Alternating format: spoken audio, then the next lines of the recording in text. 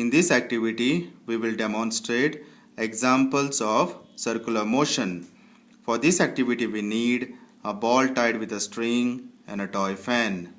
Hold one end of the string and move the ball.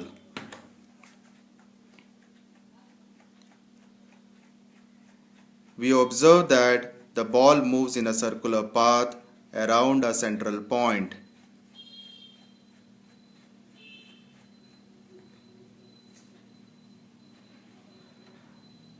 Take the toy fan and start it. Here we observe that the two blades of this fan moves in a circular path.